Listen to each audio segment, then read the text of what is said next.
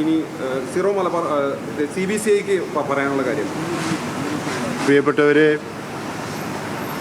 മലയാളികളായ വന്ദന, പ്രീതി എന്ന 2 സിസ്റ്റേഴ്സ്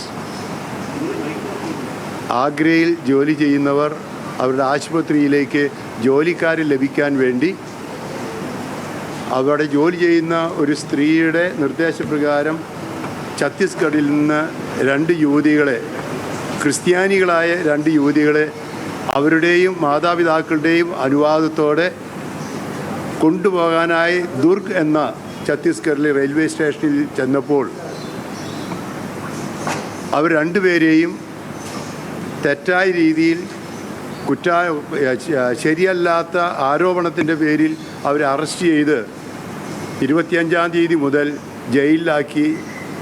ഇന്ന് ഓഗസ്റ്റ് 2-ാം തീയതി അവർക്ക് ജാമ്യം ലഭിച്ചു എന്നറിഞ്ഞപ്പോൾ പ്രത്യേകിച്ച് CBCIയുടെ പ്രസിഡന്റ് എന്ന നിലയിൽ ഇതിനെ സഹായിച്ച എല്ലാവർക്കും നന്ദി പറയാനാണ് ഞാൻ ആഗ്രഹിക്കുന്നത്.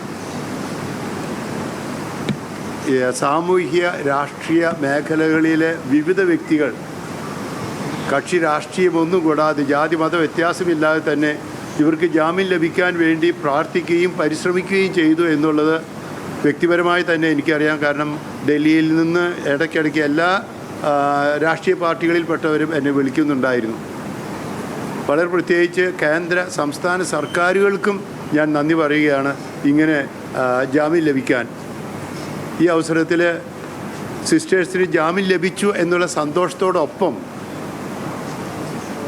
ഈ കേസ് തുടരുന്നു എന്ന് ഞാൻ മനസ്സിലാക്കുന്നു. അവർക്ക് ഉപാധികളോടെയാണ് ജാമ്യം നൽകപ്പെട്ടിട്ടുള്ളത്. അതുകൊണ്ട് ഇങ്ങനെ തെറ്റായ രീതിയിൽ ചിലരുടെ കുറ്റാരോപണത്തിൻ്റെ പേരിൽ അറസ്റ്റ് ചെയ്യപ്പെട്ടിട്ടുള്ള ഈ കേസ് അത് എത്രയും വേഗം ക്വാഷ് ചെയ്ത് റദ്ദാക്കണമെന്നാണ് എൻ്റെ അഭിപ്രായം, ആഗ്രഹം. അതിനു വേണ്ട നടപടികൾ ബന്ധപ്പെട്ട എല്ലാവരും സർക്കാരുകളും ചെയ്യണം. എന്തുകൊണ്ട് തെറ്റാണ് എന്നുള്ളത് നിങ്ങൾക്ക് ഇതിനകം വ്യക്തമാണ്. ഒന്ന്, മേജറായ 3 യുവതികളാണ്. അവരുടെ സ്വന്തം ഇഷ്ടപ്രകാരം മാതാപിതാക്കളുടെ അനുവാദത്തോടെ ജോലിക്ക് വേണ്ടി പോയതാണ്. പക്ഷെ അവരുടെ മേൽ കുറ്റം ചുമത്തപ്പെട്ടത് അവർ ഹ്യൂമൻ ട്രാഫിക്കിംഗ്, മനുഷ്യക്കടത്ത് നടത്തി, അവർ മതപരിവർത്തനം നടത്തി. ഇത് രണ്ടും തെറ്റായതുകൊണ്ട് തന്നെയാണ് ഈ കേസ് എത്രയും വേഗം ക്വാഷ് ചെയ്യണമെന്ന് പറയുന്നത്. ഇതിനുവേണ്ടി സഹായിച്ചവരെ എല്ലാം ഞാൻ ഓർക്കുന്നു. ഞാനൊരു രാഷ്ട്രീയ പാർട്ടിയുടെ അല്ലെങ്കിൽ ആരുടെയും പേര് പറയുന്നില്ല, എല്ലാവരും സഹകരിച്ചിട്ടുണ്ട്. ഒരു കാര്യം കൂടി എനിക്ക് നിങ്ങളോട് പറയാനുണ്ട്, അല്ലെങ്കിൽ സർക്കാരിനോടും ബന്ധപ്പെട്ട എല്ലാവരോടും പറയാനുണ്ട്. ലോകത്തിലെ ഏറ്റവും നല്ല ഭരണഘടനകളൊന്നായ ഇന്ത്യയുടെ ഭരണഘടന പ്രകാരം നൽകപ്പെട്ടിട്ടുള്ള മതസ്വാതന്ത്ര്യവും ന്യൂനപക്ഷ അവകാശങ്ങളും അത് ധ്വംസിക്കപ്പെടരുത്. അത് സംരക്ഷിക്കപ്പെടാൻ തീർച്ചയായിട്ടും കേന്ദ്ര സംസ്ഥാന സർക്കാരുകൾ നടപടികൾ എടുക്കണം. ഇപ്പോൾ നടന്നിട്ടുള്ളത് ഈ മതസ്വാതന്ത്ര്യത്തിൻ്റെ ന്യൂനപക്ഷങ്ങളുടെ അവകാശങ്ങളൊക്കെ ലംഘനമായിട്ട് തന്നെയാണ് കാണുന്നത്. കഴിഞ്ഞ കുറേ വർഷങ്ങളായി തന്നെ ഒരു തരത്തിൽ അല്ലെങ്കിൽ മറ്റൊരു തരത്തിൽ ഓരോ സംസ്ഥാനങ്ങൾ വിവിധ രീതികളിൽ വിവേചനങ്ങളും ആക്രമണങ്ങളും ക്രൈസ്തവർക്കെതിരെ നടത്തിക്കൊണ്ടിരിക്കുന്നുണ്ട്. ക്രൈസ്തവർക്കറിയാം 2000 കൊല്ലത്തെ പാരമ്പര്യമുണ്ട്. ഈ അടുത്ത് ഇത് വിദേശ മതമാണെന്ന് പറഞ്ഞിട്ടാണ് എന്നെ അടക്കം കുറ്റപ്പെടുത്തിയത്. മാത്രമല്ല, ക്രൈസ്തവർ നിർബന്ധിത മതപരിവർത്തനം നടത്തുന്നില്ല എന്ന് പ്രൈം മിനിസ്റ്ററോടും ഹോം മിനിസ്റ്ററോടും ബന്ധപ്പെട്ട എല്ലാവരോടും പറഞ്ഞു. അതുകൊണ്ട് ഇങ്ങനെയുള്ള ഈ തീവ്രവാദ ഗ്രൂപ്പുകൾ, ഫ്രിഞ്ച് ഗ്രൂപ്പ്സ്, അവർക്കെതിരെ അവരെ നിയന്ത്രിക്കണം, അവർ നടത്തുന്ന ആക്രമണങ്ങളെ നിയന്ത്രിക്കണം, ക്രൈസ്തവരെ സംരക്ഷിക്കാനുള്ള നടപടികൾ എടുക്കണം എന്ന് തന്നെയാണ് പറയാനുള്ളത്. ഈ അവസരത്തിൽ നിങ്ങൾക്ക് തന്നെ അറിയാം, ആൾക്കൂട്ട വിചാരണകൾ ധാരാളം നടക്കുന്നു. തീവ്രവാദ ഗ്രൂപ്പുകൾ പലയിടങ്ങളിലും പ്രവർത്തിക്കുന്നു. ഇന്ത്യയിൽ ഏതൊരു വ്യക്തിക്കും ഏതൊരു മതത്തിലും ജാതിയിലും പെട്ടവർക്കും സ്വാതന്ത്ര്യത്തോടെ പൗരന്മാരെന്ന നിലയിൽ അനുവദിക്കപ്പെട്ടിട്ടുള്ള എല്ലാ വേഷങ്ങളും ധരിച്ചുകൊണ്ട് തന്നെ, മതചിഹ്നങ്ങളടക്കം ധരിച്ചുകൊണ്ട് തന്നെ നടക്കാൻ, അവർക്കെതിരെ കേസുകൾ ചുമത്തപ്പെടാതിരിക്കാൻ, നിരപരാധികൾ ജയിലിൽ അടയ്ക്കപ്പെടാതിരിക്കാൻ ബന്ധപ്പെട്ട എല്ലാവരോടും ഇനി ആഹ്വാനം ചെയ്യുകയാണ്. അതുകൊണ്ട് ഇപ്പോൾ ഈ സിസ്റ്റേഴ്സിന് എതിരെ നടന്ന കേസ് അത് ഒരു പ്രതീകമാണ്. എങ്ങനെ തെറ്റായ കേസുകൾ ഉണ്ടാകാം എന്നതിൻ്റെ ഒരു പ്രതീകമാണ്. അതുകൊണ്ട് ഈ സിസ്റ്റേഴ്സിനെ എത്രയും വേഗം മോചിപ്പിച്ചതിൽ ജാമ്യം കിട്ടിയതിൽ ഇപ്പോഴേക്ക് ജാമ്യം കിട്ടി ഏതാനും ദിവസം 5-8 ദിവസം ജയിലിൽ കിടക്കേണ്ടി വന്നു. തെറ്റായ കേസിൻ്റെ പേരിൽ ജാമ്യം കിട്ടിയതിൽ സന്തോഷമുണ്ട്. അതിനെ സഹായിച്ച എല്ലാവർക്കും ഞാൻ ഒരു രാഷ്ട്രീയ പാർട്ടിയും പറയുന്നില്ല, എല്ലാവർക്കും സർക്കാരിന് നന്ദി പറയുന്നു. ഇനി പ്രകാരം ഉള്ള കേസുകൾ വരാതിരിക്കാൻ, ന്യൂനപക്ഷ അവകാശങ്ങൾ സംരക്ഷിക്കപ്പെടാൻ, മതസ്വാതന്ത്ര്യം സംരക്ഷിക്കപ്പെടാൻ, വിവേചനങ്ങൾ ഇല്ലാതാക്കാൻ ഞാൻ ഭാരതത്തിലെ ബന്ധപ്പെട്ട എല്ലാവരോടും പറയുകയാണ്. ഭാരതം ഒന്നാണ്, നമ്മളൊക്കെ ഭാരതീയരാണ്.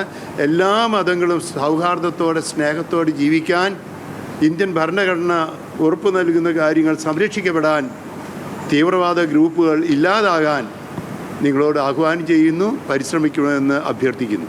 ഇതിൽ ഉത്തരേന്ത്യയിൽ സന്യസ്തരുടെ വേഷം ധരിച്ചു പോകുന്നത്, പ്രത്യേകിച്ച് ഇപ്പോൾ ഛത്തീസ്ഗഡിലെ സംഭവത്തിലായാലും കന്യാസ്ത്രീകളുടെ വേഷം കണ്ടതുകൊണ്ടാണല്ലോ. സാധാരണ ഒരു 3 പേര് ജോലിക്ക് പോകണമെങ്കിൽ പ്രശ്നം ഉണ്ടാകില്ല. അപ്പോൾ ആ ഒരു പ്രശ്നം അഡ്രസ്സ് ചെയ്യപ്പെടേണ്ടതല്ലേ?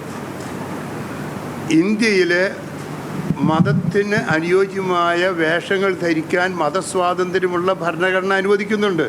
സന്യാസ വേഷം ധരിക്കുന്നവർ, വൈദിക വേഷം ധരിക്കുന്നവർ, സന്യാസിനികളായ സിസ്റ്റേഴ്സ്, കത്തോലിക്ക സിസ്റ്റേഴ്സ് നടത്തുന്നവർ, ഇങ്ങനെ പല വേഷങ്ങൾ അനുവദിച്ചിട്ടുണ്ട്. ഇന്ന വേഷങ്ങൾ പാടില്ല എന്നൊരു നിയമമില്ല. അതുകൊണ്ട് അങ്ങനെ അതിനെതിരെ പറയുന്നതും ചിന്തിക്കുന്നതും നടപടിയെടുക്കുന്നതും ആക്രമിക്കുന്നതും തെറ്റ് തന്നെയാണ്. ഇതിൽ നീതി വൈകി എന്നുള്ളൊരു തോന്നലുണ്ടോ? കാരണം ഇപ്പോൾ 8 ദിവസം ജയിലിൽ കിടക്കേണ്ടി വന്നു എന്നുള്ളതാണ്. അതായത് തെറ്റായ രീതിയിൽ അറസ്റ്റ് ചെയ്യപ്പെടുകയും ജയിലിൽ അടയ്ക്കപ്പെടുകയും ചെയ്യുന്നതിന് അത് ഉടനെ തന്നെ അവർക്ക് ഒന്ന് അറസ്റ്റ് ചെയ്യപ്പെടാൻ പാടില്ലാത്തതാണ്. അറസ്റ്റ് ചെയ്ത് കഴിഞ്ഞാൽ എത്രയും വേഗം പുറത്തിറക്കേണ്ടതാണ്. ഇപ്പോൾ ഇതിനു വേണ്ടി അതിൻ്റെ നിയമക്കുരുക്കൾ, ഒരുപാട് നിയമങ്ങൾ അതിൻ്റെ ഉള്ളിലും നിയമക്കുരുക്കൾ ഒരുപാടുണ്ടാക്കി. അതുകൊണ്ട് അതിൻ്റെ പേര് പറഞ്ഞിട്ടാണ് ഇത്രയും നീങ്ങിയത് ഞാൻ മനസ്സിലാക്കുന്നു. ഏതായാലും ചിലരൊക്കെ എന്നോട് പറഞ്ഞത് ഇത് കുറേ നീളാൻ സാധ്യതയുണ്ട്, മതപരിവർത്തനമാണ്, മനുഷ്യക്കടത്താണ്, പിന്നെ മാത്രമല്ല NIA കോടതിയിലേക്ക് വിട്ടു. ഏതായാലും സർക്കാരുകൾ അടക്കം ഇതിന് ഇത്രയും നേരത്തെയെങ്കിലും കിട്ടിയതിലുള്ള നന്ദി പറയുന്നു. ശരിക്കും അറസ്റ്റ് ചെയ്യപ്പെടാം. ഞാൻ അങ്ങനെ രാഷ്ട്രീയപരമായിട്ടൊരു കാര്യത്തിൽ അതിലില്ല. ഞാൻ ഇവരെല്ലാവരുമായിട്ട് ബന്ധപ്പെട്ടിട്ടുണ്ട്. അത് ഞാൻ എല്ലാവരുടെയും സഹായം ഞാൻ അഭ്യർത്ഥിച്ചിട്ടുണ്ട്. അപ്പോൾ അത് എല്ലാവരോടും, മിക്കവാറും എല്ലാ രാഷ്ട്രീയ പാർട്ടികൾ, ഇപ്പോൾ ഡൽഹിയിൽ നിന്ന് ഞാൻ CBCI ഓഫീസുമായിട്ടാണ് ബന്ധപ്പെട്ടുകൊണ്ടിരുന്നത്. CBCI ഓഫീസ് കേന്ദ്ര സർക്കാരുകളും കേന്ദ്രമന്ത്രിമാരും വിവിധ രാഷ്ട്രീയ പാർട്ടികളുമായി, പിന്നെ അവിടെ ഒരു ലീഗൽ സെല്ലുണ്ട്, അവിടെ സിസ്റ്റേഴ്സാണ് പ്രവർത്തിക്കുന്നത്. ഇപ്പോഴത്തെ ഡൽഹിയിലെ ലീഗൽ സെല്ലൊരു മലയാളിയാണ്. പിന്നെ വിമൻസ് വിങ്ങും മലയാളിയാണ് CBCIയുടെ, അവരുമായിട്ടും, പിന്നെ പ്രത്യേകിച്ച് ഛത്തീസ്ഗഡിൽ ജയ്പൂരുള്ള മലയാളികളായിട്ടുള്ളവരോട് പ്രത്യേകിച്ചും ചോദിച്ചു. അവരെല്ലാവരും സഹകരണമുണ്ട്. പിന്നെ ഞാൻ രാഷ്ട്രീയക്കാർ ഈ രാഷ്ട്രീയമായിട്ടുള്ളൊരു ചിന്ത അല്ലെങ്കിൽ എല്ലാവരും സഹായിച്ചിട്ടുണ്ട്. അവർക്കൊക്കെ നന്ദി. ഓക്കെ, അപ്പോൾ താങ്ക് യു. അപ്പോൾ ഒരു കാര്യം കൂടിയും, നിങ്ങൾ ഈ ഒരു വിഷയം